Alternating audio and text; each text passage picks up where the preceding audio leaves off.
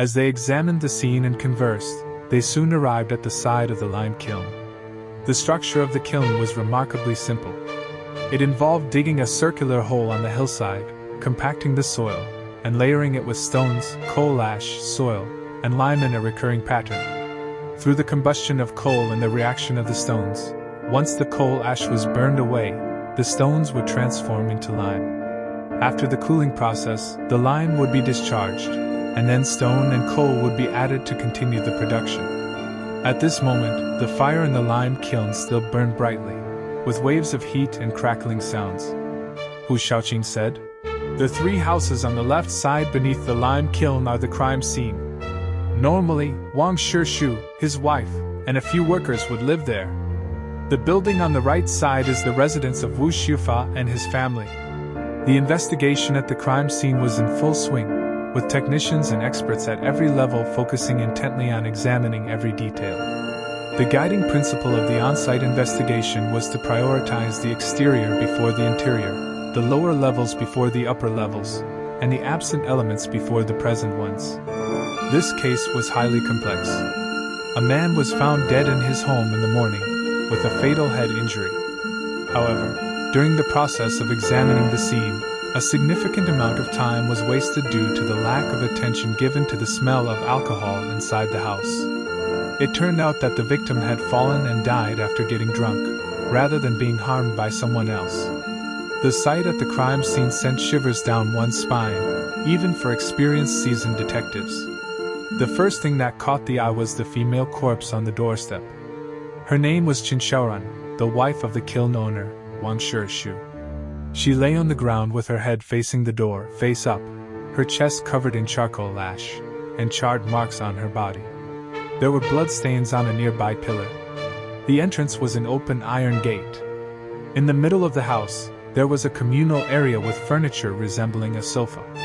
The ground was uneven, with depressions filled with congealed bloodstains. Within the pools of blood lay 2 bodies, one elderly and the other younger. The elder was Wang Shishu, the kiln owner, while the younger was Wu Xiufa's 9-year-old son, Wu Lianghua. The door on the right had already collapsed, with debris covering the child's body. Looking through the broken door, one could see a 20-square-meter room with a bed and a black and white television, almost occupying the entire space. On the ground were 3 bodies lying in various positions. The walls were splattered with blood and brain matter.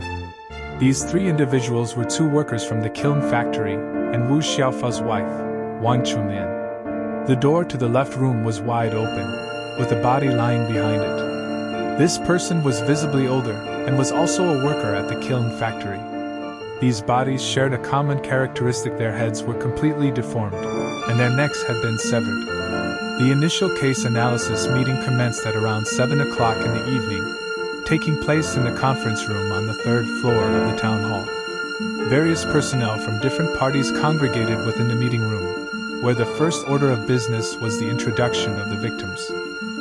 1. Wang Shishu, a 56-year-old male and the owner of the kiln factory. He resided with his wife and son. 2. Qin Xiaoran, a 54-year-old female and the owner's wife, renowned for her kindness and integrity. 3. Wu Xiaofa, a 33-year-old male native resident, with a primary school education. He worked as a delivery driver for the kiln factory and was married to Wang Chunlian. 4. Wang Chunlian, a 32-year-old female, the wife of Wu Xiaofa. She was diligent, timid, but friendly towards others. She happened to be Wang Shishu's cousin. 5.